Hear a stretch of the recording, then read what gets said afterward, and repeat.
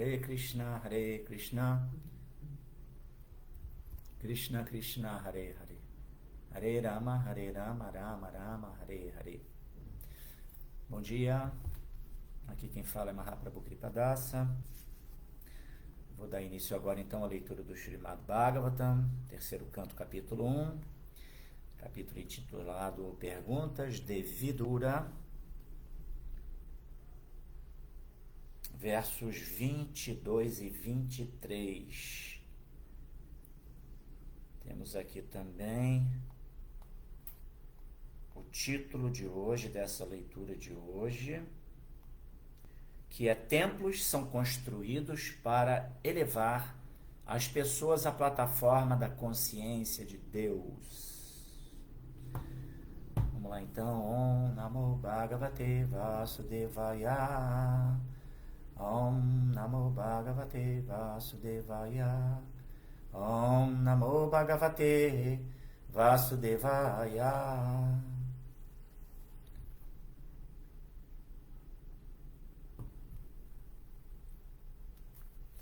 Vamos lá então, verso 22. Tasyam tritasyo sasnoso manoscha pritor attagner asitasya vayoho tirtan sudasasya gavam guhasya jat shraddha devasyasa asisheve. Tasyam, as margens do rio Saraswati. Tritasya é o local de peregrinação chamado Trita. Ushanaha, o local de peregrinação chamado Ushana. Manorcha, como também do local de peregrinação chamado Mano. Pritorro, o de Prito, Atá. Depois disso, Agnehe, o de Agni. Asitasya, o de Asita. Vayoho, o de Vaio. Tirtan, locais de peregrinações. Sudasasya, chamado Sudasa. Gavan, o de Go. Guhasya, o de Gurra. Yat, em seguida. Shraddha chamado Shraddadeva. Saha, Vidura. Asisheve, visitou e devidamente executou os rituais. Esse verso aqui ele não tem o significado de Prabhupada, eu vou ler a tradução. Depois do verso 23 eu faço a leitura então. Às margens do rio Saraswati havia 11 locais de peregrinação, a saber, 1. Trita, 2. Ushana, 3. Mano, 4. Prito, 5. Agni, 6. Asita, 7. Vaio, 8. Sudasa, 9. Go, 10. Gurra e 11. Shraddadeva. Vidura visitou todos eles e executou os devidos rituais. Vamos para o verso 23. Anyani chehadvija deva devai kritani nanayatanani vishnoho pratyanga mukyam kita mandirani jadarshana krishnan anushmaranti. Anyani e outros, Chá também, Ira aqui, Dvijadeva, pelos grandes sábios, Devaihi e os semideuses, Kritani, estabelecidos por Naná, vários, Ayatanani, várias formas, Vishnoho, da suprema personalidade de Deus, Prati, cada, Anga, parte, Mukya, os principais, Ankita, marcados, Mandirani, templos, Yat, que, Darshanat, vendo-os à distância. Krishnan, a original personalidade de Deus, Anusmaranti, faz lembrar constantemente. A tradução aqui, de Srila Prabhupada. Havia também muitos outros templos de várias formas de Vishnu, a suprema personalidade de Deus, estabelecidos por grandes sábios e semideuses. Estes templos eram marcados com os principais emblemas do Senhor e sempre faziam as pessoas se lembrarem do Senhor, a original personalidade de Deus. Agora vamos ao significado, o comentário de Srila Prabhupada para esse shloka.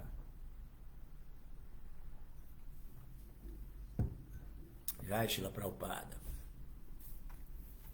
A sociedade humana é dividida em 4 ordens sociais de vida e em 4 divisões espirituais que se aplicam a cada pessoa individual. Este sistema é chamado Varnashrama Dharma e tem sido discutido em muitos lugares desta grande literatura. Os sábios ou as pessoas que se dedicam completamente à elevação espiritual de toda a sociedade humana eram conhecidos como Dvija Devas, os melhores entre as 2 vezes nascidos. Os melhores entre os 2 vezes nascidos. Os habitantes dos planetas superiores do planeta Lua para cima eram conhecidos como Devas. Tanto os Dvija Devas quanto os Devas sempre estabelecem templos do Senhor Vishnu em suas várias formas, tais como Govinda, Madhusudana, Nrsimha, Madhava, Keshava, Narayana, Padmanabha, Parthasharati e muitas outras. O Senhor se expande em formas inumeráveis, mas nenhuma delas é diferente das outras. O Senhor Vishnu tem 4 mãos, e cada mão segura um artigo particular, um búzio, uma roda, uma massa ou uma flor de lótus. Destes 4 emblemas, a chakra ou roda é o principal. Sendo a forma Vishnu original, o Senhor Krishna tem apenas um emblema, a saber, a roda. E por isso ele às vezes é chamado de Chakri. A chakra do Senhor é o símbolo do poder com o qual o Senhor controla toda a manifestação. Os topos dos templos de Vishnu são marcados com o símbolo da roda, para que as pessoas tenham oportunidade de ver o símbolo a uma longa distância e se lembrarem imediatamente do Senhor Krishna. O propósito de se construir templos muito altos é dar às pessoas a oportunidade de vê-los à distância. Este costume é observado na Índia sempre que se constrói um novo templo. E parece que este costume data de uma época anterior à história registrada. A propaganda tola feita pelos ateístas de que os templos só vieram a ser construídos nos últimos tempos é refutada aqui, porque Vidura visitou estes templos há pelo menos 5.000 anos atrás, e os templos de Vishnu já existiam muitíssimo tempo antes de Vidura visitá-los. Os grandes sábios e semideuses nunca estabeleceram estátuas de homens ou semideuses, senão que estabeleceram templos de Vishnu para o benefício dos homens comuns, de modo a elevá-los à plataforma da consciência de Deus. Shila Prabhupada aqui, Jai, Om Gyanati Mirandasya, Gyananjana Shalakaya, Chakshurum Militandjana, Tasmai Shri Gurave Namaha. Eu nasci na mais obscura ignorância, e o meu mestre espiritual está abrindo os meus olhos com a chote do conhecimento. Ofereço-lhe, portanto, as minhas mais humildes e respeitosas reverências. Namam Vishnu Padaya Krishna Prestaya Bhuttale Shrimate Bhakti Vedanta Swamini Namine Shirupa Sanatana Bhatta Raghunatha Siddhiva Gopal Bhatta Dasa Raghunatha Sadhu Goswami Prabhuski Jai Vanchakalpatarubhyascha Kripa Sindhu Bhyaevacha Patitaram Pavanebhyo Vaishnavebhyo Namo Namaha. Ofereço as minhas mais humildes e respeitosas reverências a todos os devotos Vaishnavas, devotos puros do Senhor, que estão cheios de compaixão por nós, almas caídas, e que são assim como árvores dos desejos, porque são capazes de satisfazer os desejos de todo o mundo. Jaya Sri Krishna Chaitanya Prabhu Nityananda Shri Advaita Gadadhara Shivasadi Gaura Bhaktavrinda. Hare Krishna, Krishna Krishna, Hare Hare, Hare Rama, Rama Rama, Hare Hare. Vou ler agora o segundo verso que eu li. Anyani Chera Dvija Deva Deva Kirtani Nanayatanani Vishnoho Pratyanga Mukyam Kita Mandirani Jadarshanat Krishnan Anusmaranti. Havia também muitos outros templos de várias formas de Vishnu, a suprema personalidade de Deus, estabelecidos por grandes sábios e semideuses.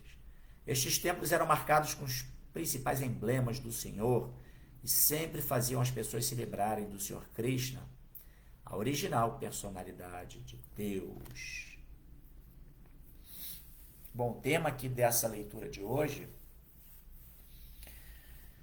ela diz respeito exatamente à construção dos templos como forma de permitir que as pessoas estabeleçam uma conexão com o Senhor Supremo, né? Uma forma de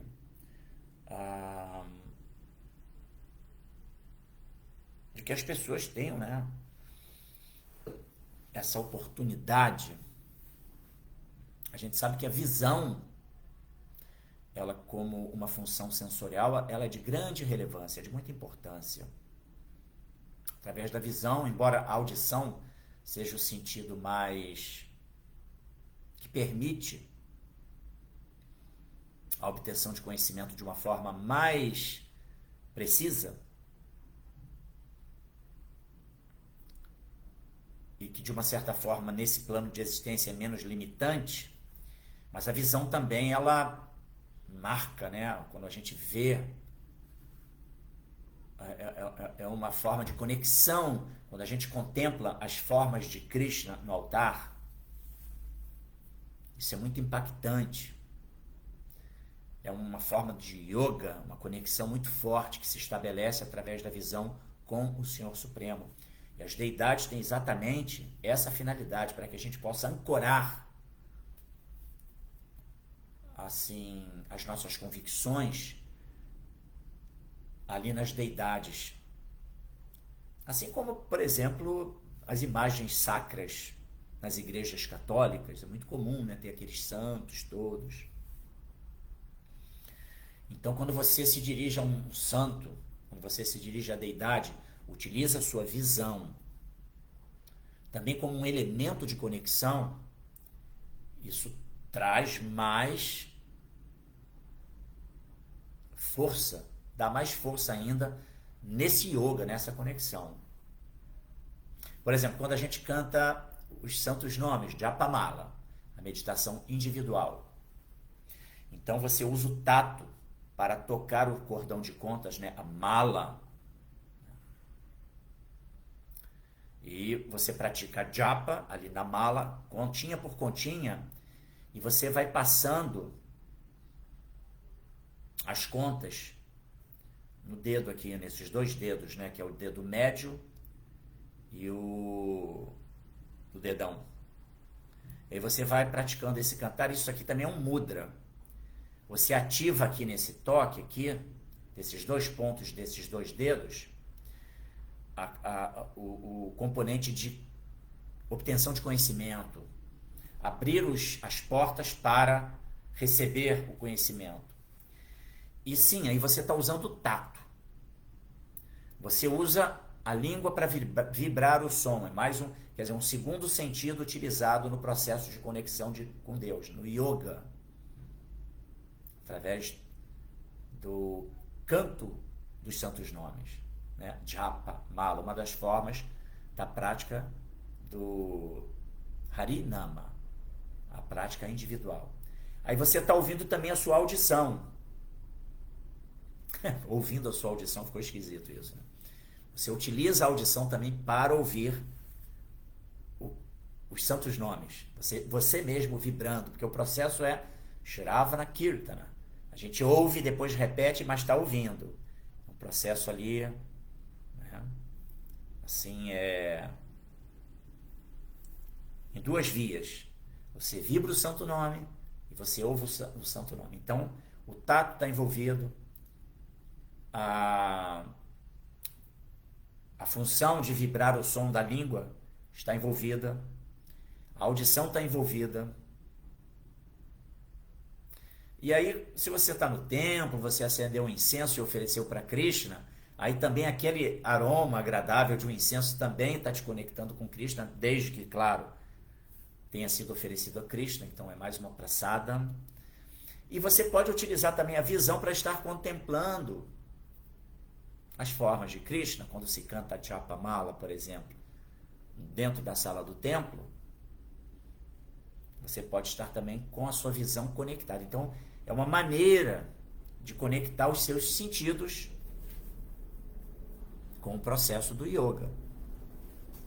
No caso, do yoga específico, né, recomendado para essa era que a gente vive agora, que é a era de Kali, que é a glorificação dos santos nomes de Deus. Harinama. Esse é o Yuga Dharma da era.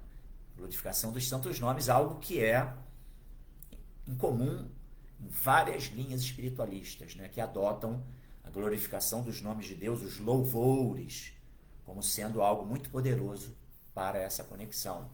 A gente vê isso nas igrejas protestantes, nas igrejas católicas, nos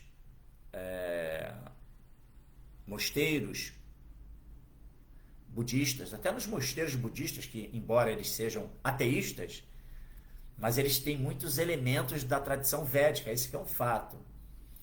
Também tem muitos cânticos, também tem, enfim, judeus também, né, utilizam muitos cânticos devocionais, então isso é algo que é convergente, de fato, como uma forma de conexão com Deus bem poderosa. Isso é corroborado pelos Vedas, sim, pelas escrituras, né? Porque Chaitanya Mahaprabhu ele veio exatamente estabelecer o canto congregacional dos santos nomes, o Harinama Sankirtana Jagya. Jagya é o sacrifício do Harinama, dos nomes de Hari, um dos nomes de Deus, né? Hari é aquele que rouba o coração do devoto. E Sankirtana, San junto, Kirtana, o canto congregacional dos nomes de Deus. Mas, como eu disse, tem um canto congregacional realizado em Kirtanas, tem os Bhajans, que são cânticos também congregacionais, porém num humor mais meditativo, e tem a Japa Mala, que é o canto individual, a prática individual.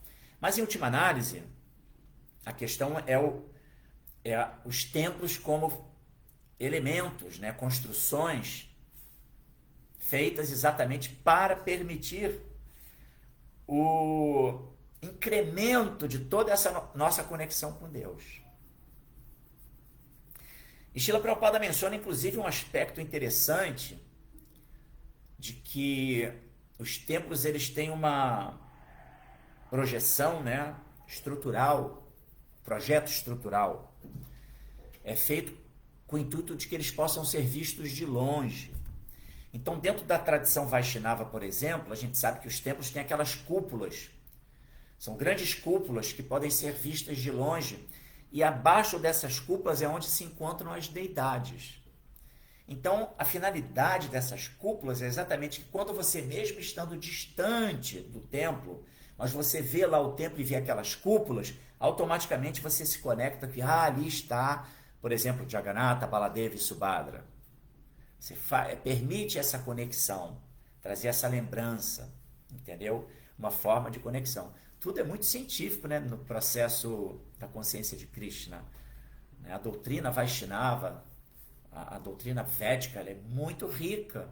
Ela está o tempo todo permeada por princípios e valores filosóficos, científicos, entendeu? Exatamente para permitir a nossa elevação de consciência, gradual elevação de consciência, através da conexão de nós, almas espirituais, com a alma suprema, a suprema personalidade de Deus, usando esses artifícios, entendeu? Essa é exatamente a ideia. Então, quando a gente vê um templo lá de longe, você olha e você fala, opa, ali está Jagannatha, embaixo dali fica Jagannatha. Aí você lembra de Jagannatha, da forma de Jagannatha. Aí você se transporta para aquele local, não é assim? É uma maneira de criar esse vínculo saudável e transcendental com Krishna, entendeu?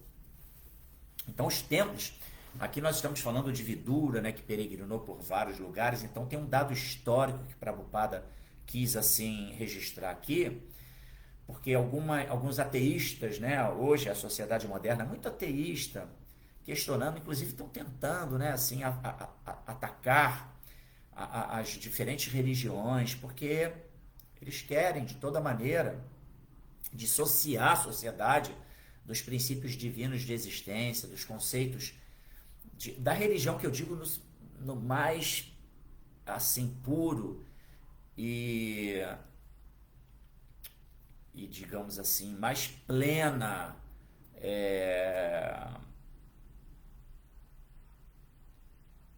forma de se estabelecer conexão com Deus, né? No sentido de religare, né? O termo religião vem de religare.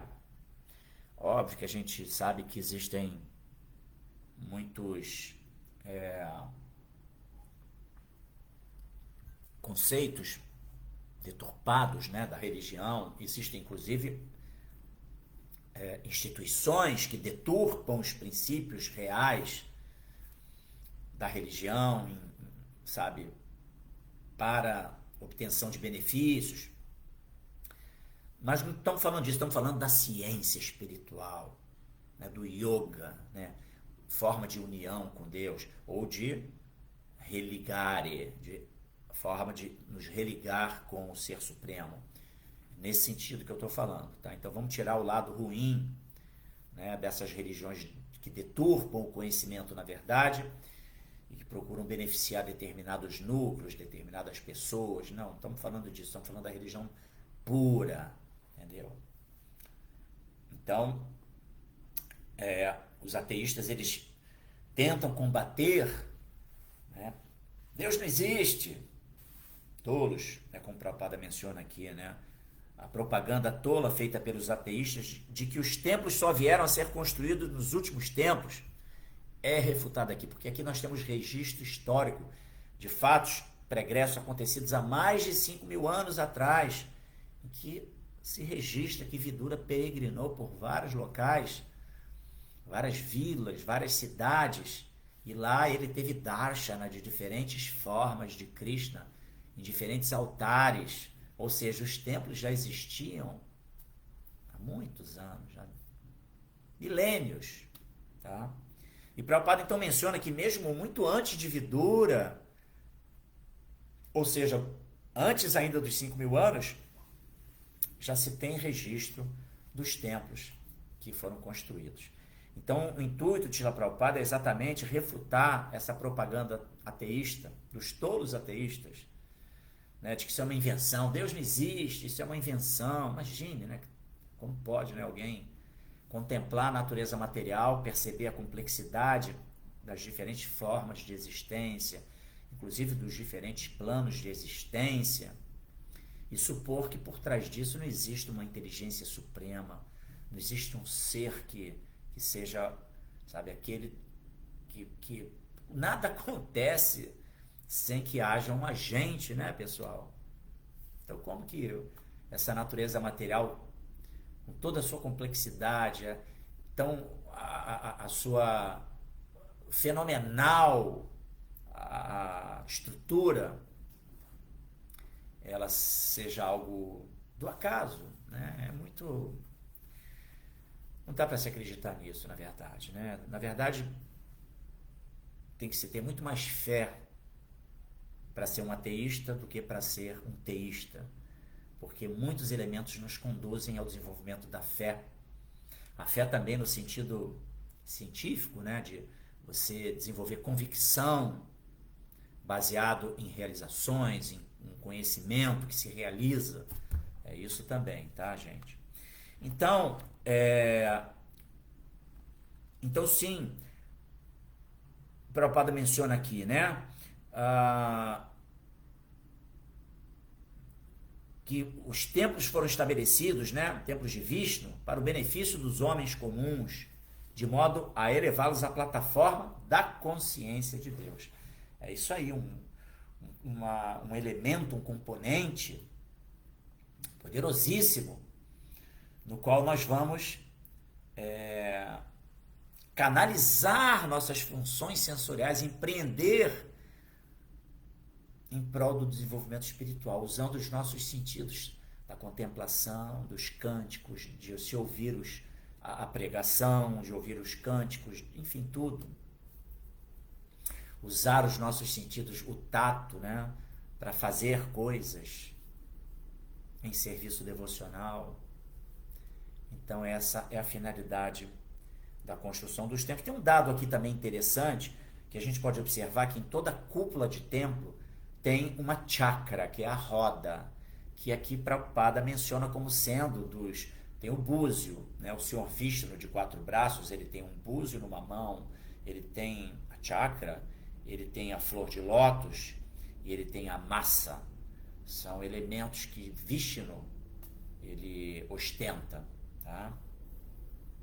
Mas aqui Prabhupada está falando que o Vishnu original, né, o Senhor Krishna, tem apenas um emblema, que é a roda, é a chakra, e que significa exatamente esse conceito que Prabhupada colocou aqui. Eu achei muito interessante, que é o símbolo do poder com o qual o Senhor controla toda a manifestação. Ele faz a roda girar, entendeu? A roda gira através do controle de Krishna. Então essa chakra, e que também é uma arma do Senhor Vishnu, né? A Sudarshana Chakra. É uma arma que Vishnu se utiliza, muito poderosa, arma tônica. Mas então esse emblema que o Senhor Krishna ostenta e que está sempre situada na cúpula mais alta dos templos. Tá? Ali a chakra, aquela chakra bonita, linda. Então, agora tem um outro dado aqui que Prabhupada inicia o seu significado falando do Varnashram Dharma. E é interessante porque está se falando aqui sobre a construção de templos para as pessoas comuns, que somos nós, né? Pessoas que estamos aí, seres errantes, que estamos tentando alinhar as nossas vidas dentro dos princípios de Bhakti, através de Vaidhi Bhakti, né? Do Sadhana Bhakti. São disciplina, né? Regras, regulações que permitem que a gente vá desenvolvendo gradualmente uma consciência mais refinada, mais elevada, dentro do viés da espiritualidade. Então, porque, claro, uma alma, um devoto puro, um Uttama Adhikari, ele não precisa de nada, porque ele já tem a realização interna de Deus. Tudo que ele contempla, tudo que ele vê, ele o tempo todo está vendo Krishna por trás de tudo. Então, esse Uttama Adhikari, ele não precisa, assim, desses elementos externos para conexão, porque ele já tem a conexão interna. Ele está naquela plataforma chamada Atmarama, ou seja, ele já encontrou Deus dentro do coração dele, ele tem essa relação, ele já entende que Deus está em tudo, ele entende que Deus é a suprema personalidade de Deus, que é o Criador de tudo, a fonte da qual tudo se origina.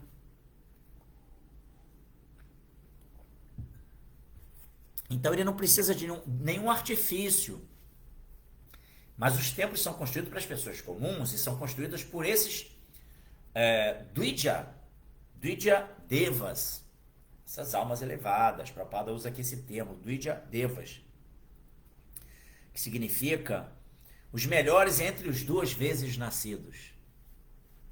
A gente que está dentro da tradição Vaishnava sabe que o devoto, quando recebe a iniciação espiritual,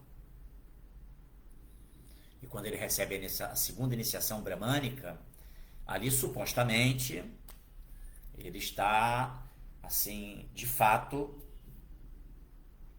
é um segundo nascimento, porque tem um nascimento, digamos assim, físico, né, quando a gente nasce nesse mundo através dos nossos pais, mas depois tem um despertar para a realidade da existência, que é o serviço devocional a Deus. Então aí é quando você desperta realmente para a realidade do absoluto. Você começa a conduzir a sua vida dentro daquilo para o qual ela se destina, que é o serviço devocional amoroso à suprema personalidade de Deus. Então ali é o segundo nascimento, quando você de fato nasceu para a vida espiritual. Então tem essa expressão que é o 2 vezes nascidos. Na Bhagavad Gita tem muito isso, né? 2 vezes nascido. Aquela pessoa que já despertou para a espiritualidade. E aqui Prabhupada menciona sobre os Dvija Devas, que são os melhores entre os 2 vezes nascidos. Então essas pessoas, elas empreendem os templos. E olha que interessante, Prabhupada faz uma menção desse empreendimento de construção de templos nos planetas, né? Ele não se refere somente aqui onde a gente está agora, né? No planeta Terra, nesse nosso planetinha, nesse ponto pálido azul, perdido na imensidão do cosmos, como diria Carl Sagan, é isso? Cientista, né? Mas ele fala assim, que os Dvijadevas, tanto os Dvijadevas quanto os Devas, sempre estabeleceram templos do Senhor Vishnu em várias formas.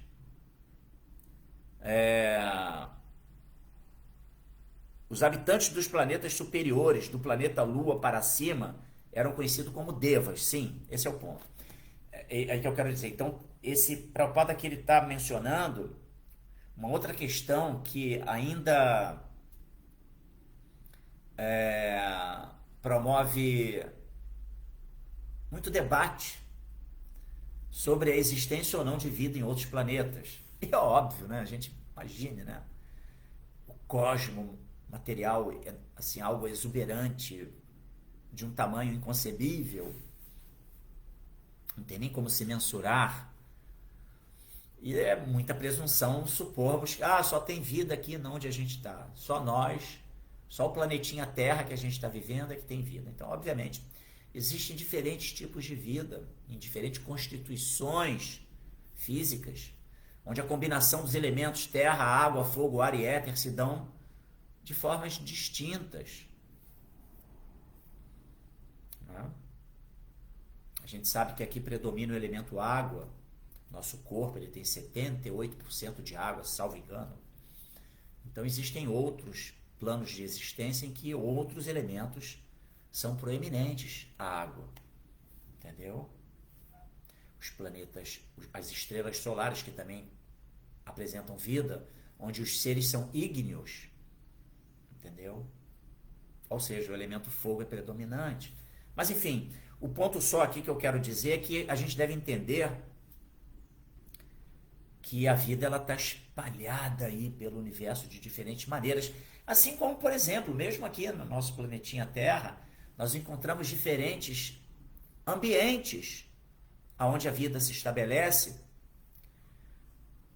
em diferentes seres vivos, seres aquáticos, seres que vivem lá nas profundezas do oceano, aí que eles vão ter uma constituição física compatível para aquele ambiente. A gente tem os seres que voam, os seres, enfim, os insetos e diferentes tipos de formas, e cada um com suas habilidades, suas capacidades. Então esse é um ponto importante da gente entender, a gente expandir a nossa consciência, tá? Mas sim, compreendendo que tudo integra esse maravilhoso plano de Deus. Mesmo esse plano material, que embora seja inferior ao plano espiritual, mas que também se caracteriza como Daivi Prakriti. Como que temos no Bhagavad Gita, Krishna fala Daivi Riesha Guna Mai Mamamaya Durati Aya. Ele se refere exatamente a esse plano de existência material, que é constituído dos três modos da natureza material: ignorância, paixão e bondade, que está permeado, tudo está permeado pelos três modos da natureza material, mas que é Daivi, que é também divino, porque é de Deus, entendeu? Porém é inferior. E aí vai o ponto que conecta a importância das construções dos templos para os homens comuns, aqueles que estão sob a influência dos três modos da natureza material. Os três modos da natureza material, ignorância, paixão e bondade, eles influenciam tudo na existência, desde a constituição natural dos vegetais, dos animais, dos alimentos, de tudo, os ambientes, entendeu? Tudo está sob influência dos três modos. Plantas espinhentas, modo da ignorância. plantas que produzem, por exemplo, componentes que são agentes estimulantes, modo da paixão. Outros tipos de vegetais, de plantas que produzem as flores aromáticas, que trazem aromas agradabilíssimos, modo da bondade. Animais, tudo está sob a influência dos três modos da natureza material, e nós também estamos. Entendeu? E aí o que acontece? O processo da consciência de Krishna, Sadhana Bhakti, ou Vaidhi Bhakti, é exatamente um sistema que vai nos elevando, onde a gente vai permitindo que a gente vá transcendendo, elevando a nossa consciência para não ficar mais sob a influência desses três modos. Porque o serviço devocional, ele está acima dos três modos da natureza material e ele suplanta a influência do karma. O serviço devocional, ele é akármico, porque ele é feito para Krishna. Ele não é feito para o nosso interesse. Ele não deve ser feito para o nosso interesse. Esse, claro, é um grande desafio que todos nós devemos assim enfrentar, que é não usar o processo de Bhakti, o processo do serviço devocional como forma de nós nos colocarmos nos faróis de Bhakti, almejando colher resultados pelos nossos feitos em serviço devocional, porque esse serviço devocional ele está contaminado. Esse é um grande desafio, né? A gente agir puramente, unicamente para o interesse de Krishna, para o benefício de Krishna, entendendo que Krishna, ele é o Bhoktaram Jagyatapasam, que ele é o beneficiário último de todos os Jagyas, todos os sacrifícios, ou seja, os ofícios, os deveres sagrados, que são exatamente as atividades em serviço devocional. E todas as tapácias, as austeridades que a gente pratica ao longo da vida espiritual, que é importante, né? Austeridade para dar firmeza de propósito, para que a gente se fortaleça em ter controle da mente em relação aos objetos dos sentidos, a gente não seja fraco e perca a capacidade de retidão, entendeu? Mas aí então, os templos, eles são exatamente para nós que estamos ainda nesse início de caminhada, que a gente precisa desses componentes externos para que a gente foque os nossos sentidos nesses elementos devocionais, permitindo que a gente vá elevando a consciência gradualmente, entendeu? E aí Prabhupada inicia o seu significado. Eu comecei de trás para frente, exatamente para mostrar a importância de tudo isso, né? Porque ele fala dos Varnashrama Dharma, tá? As 4 ordens sociais de vida e as 4 divisões espirituais. Gente, Deus, ele tudo é ciência. A gente não... Essa coisa de que os mistérios da fé, isso não se aplica à consciência de Krishna. Entendeu? Mas por que isso? São os mistérios da fé, meu filho. Aceite. Não, calma aí. Por quê? Então, tudo tem um fundamento filosófico, científico por trás de tudo que é apresentado por Srila Prabhupada. Prabhupada não veio trazer dogmas, ele não veio trazer imposições religiosas dentro do conceito religioso superficial.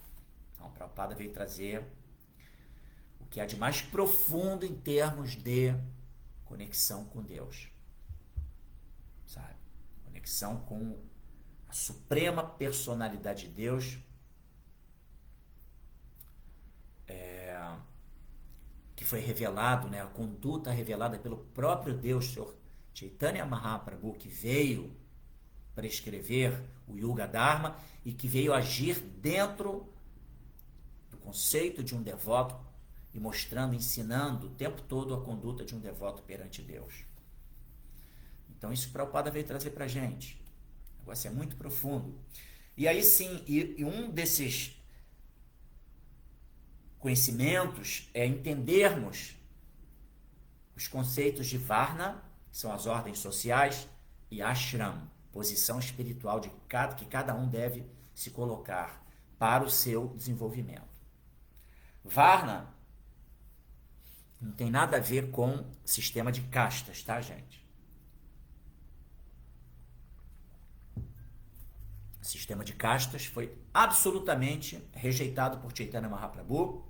Por quê? Porque ele fala, eu não sou homem, eu não sou sannyasi, eu não sou hindu, eu sou uma alma espiritual, servo eterno de Deus. Então, primeiramente, a gente deve entender que o transcendentalista, o espiritualista, o religioso, ele deve enxergar um avanço na sua compreensão espiritual, é a sua capacidade de enxergar todos os seres de forma equânime, dentro do princípio do absoluto, enxergando todos como almas espirituais. Porém, é óbvio que nem todos estão nessa posição.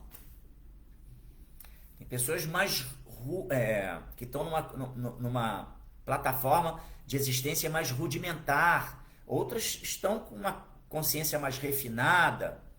Então existem gradações, diferenciações, e as pessoas elas vão viver nesse mundo, receber corpos, nascer em determinadas circunstâncias, baseadas exatamente nesse status que elas, de consciência no qual elas se encontram.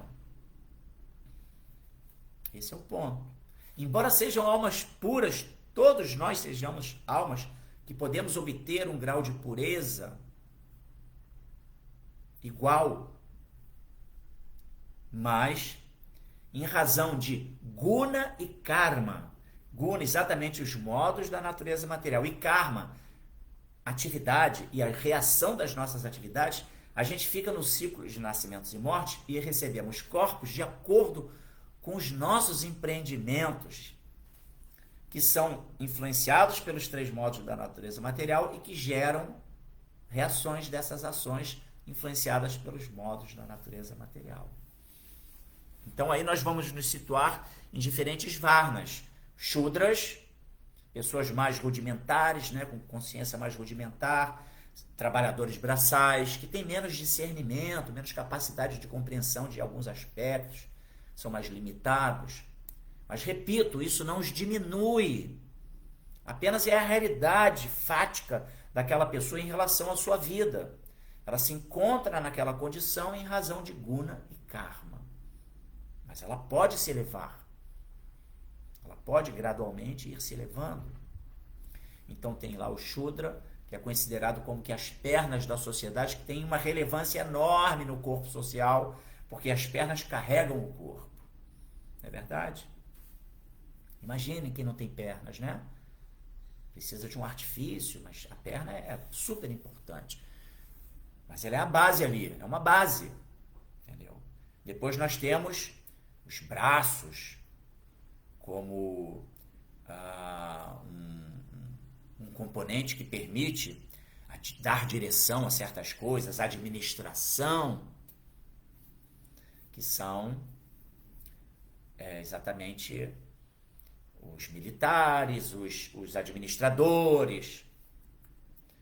Temos o estômago,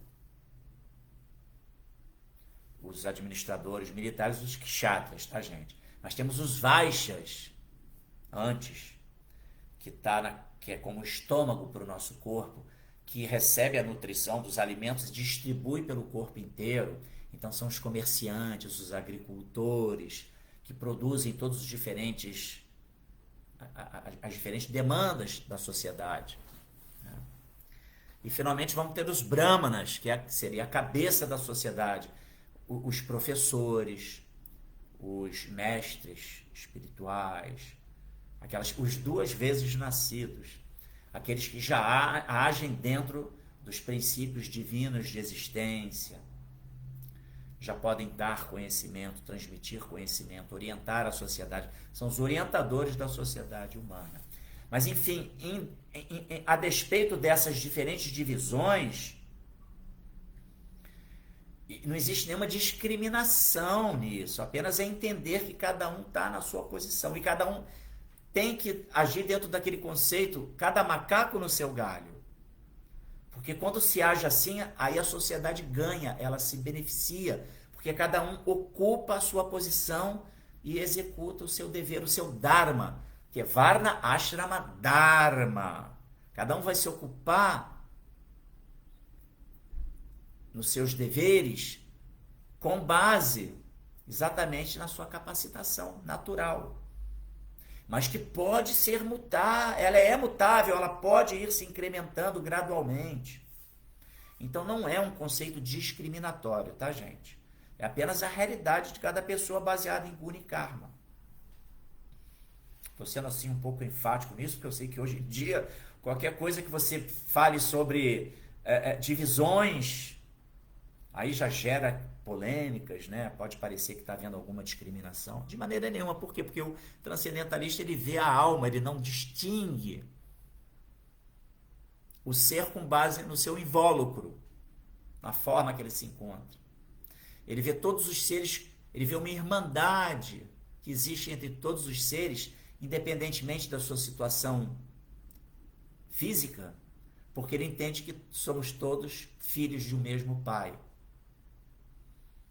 Tá? Esse é o ponto. E aí o ashrama, né, vai ter aquela divisão de brahmachari, sannyasi,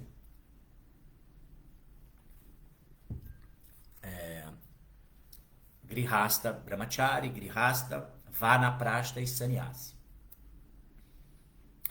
O brahmachari, o estudante, celibatário, é o jovem logo que vai estudar e ele vai para o estudo acadêmico, mas junto disso tem o estudo daquilo que é a realidade do absoluto, conhecimento espiritual. Ele não é só instruído nas ciências materiais, mas ele é instruído nas ciências espirituais para que ele possa exatamente se capacitar, para que ele seja um 2 vezes nascido, para que ele possa ver as coisas pela perspectiva do absoluto, uma perspectiva correta. Tá? Depois ele pode optar por constituir uma família e aí empreender, procriar. Aí ele tem a opção depois de se retirar do lar na medida em que ele já empreendeu, já deixou uma situação confortável para sua família, seus filhos já estão crescidos. Ele se retira e vai iniciar sua trajetória.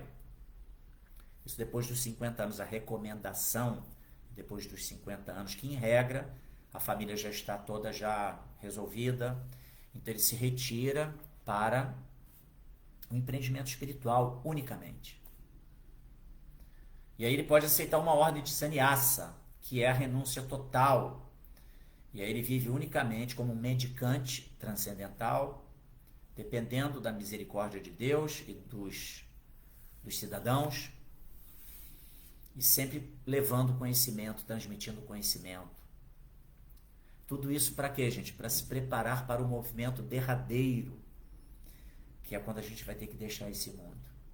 Então, Varnashram Dharma é um sistema científico que bota cada macaco no seu galho, mas que permite que todos possam ter um desenvolvimento proativo, de acordo com a sua situação, a circunstância, o estado de consciência que ele se encontra, que possa desenvolver-se para ir elevando o seu estado de consciência, para se aproximando de Deus e para se qualificar, se capacitar para a lição final da vida, que é o momento que a gente vai partir desse mundo, que a gente vai ter que deixar o corpo, chamada morte, que é um blefe, porque não existe morte, o que existe apenas é a transmigração da alma.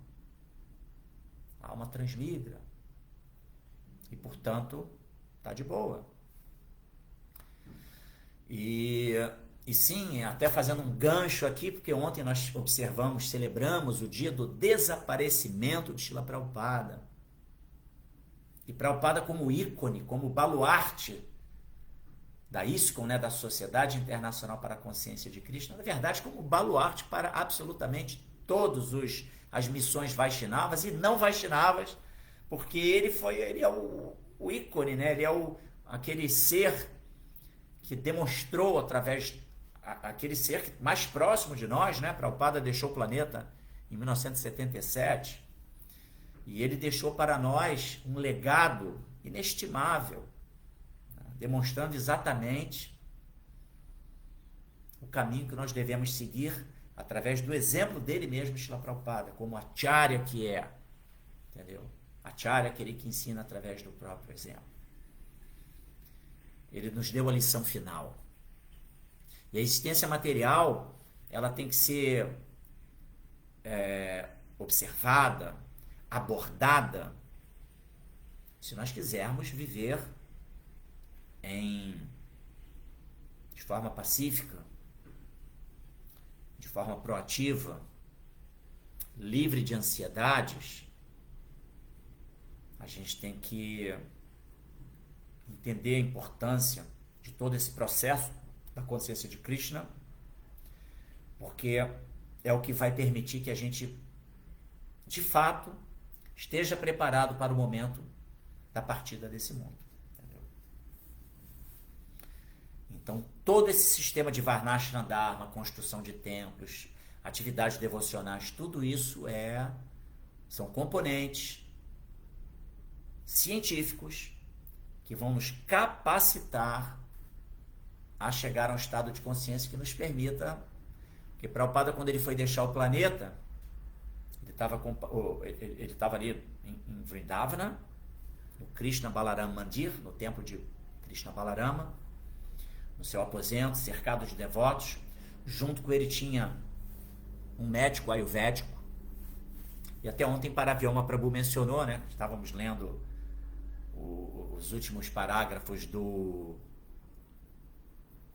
Santo do século XX, que é um volume condensado do Srila Prabhupada Lilamrita, que é a biografia de Srila Prabhupada, a qual inclusive eu sugiro que todo mundo deva ler. Tá? E aí esse médico que estava acompanhando Prabhupada perguntou para ele: você quer alguma coisa? Você precisa de alguma coisa? Tem algum desejo? E aí Prabhupada, assim, pouco antes de partir do planeta, falou: não tenho nenhum desejo. E logo depois Prabhupada partiu desse mundo sem desejos pessoais, porque ele estava ali imerso, completamente conectado com Deus, Krishna, a suprema personalidade de Deus. E tudo isso que nós lemos aqui, tudo que é feito dentro do sistema do serviço devocional é exatamente para permitir que a gente também, claro, muito além de meramente se preparar para a morte, mas nos prepara para a morte, mas nos prepara para desenvolvermos a capacidade de não cultivar nenhum desejo pessoal, e sim desejar unicamente o prazer de Krishna. Né? Que esse é o devoto realmente que é a referência. O ápice da vida devocional é você entender que você é uma parte integrante de Deus, que sua vida ela deve ter como finalidade unicamente satisfazer Deus. Claro, se você está nessa plataforma, Deus está ali muito junto contigo, te abrigando, te acolhendo, e consequentemente você vai estar também, não é que, então é tudo para Deus e eu estou aqui sofrendo. Não, Deus te acolhe, Deus te abriga, reciproca com você,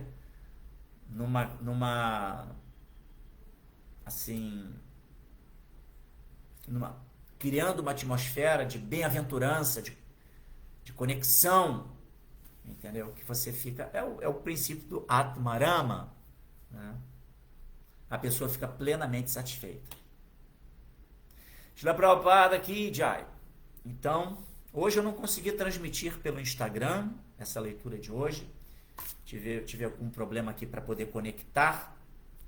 Vou ver o que aconteceu. Então a transmissão foi feita somente aqui pelo Facebook. Agradeço você que acompanhou essa leitura de hoje. E vou aqui vou ver se vocês comentaram alguma coisa. Bhaktinval, Hare Krishna, reverências. Alessandra F. da Costa também mandou aqui um Hare Krishna. Um monte de florzinha bonita. A nossa Isvari. Hare Krishna, reverências Prabhu. Minhas reverências também, querida Isvari. Então me parece que ninguém comentou, ninguém fez pergunta. Tá todo mundo Atmarama.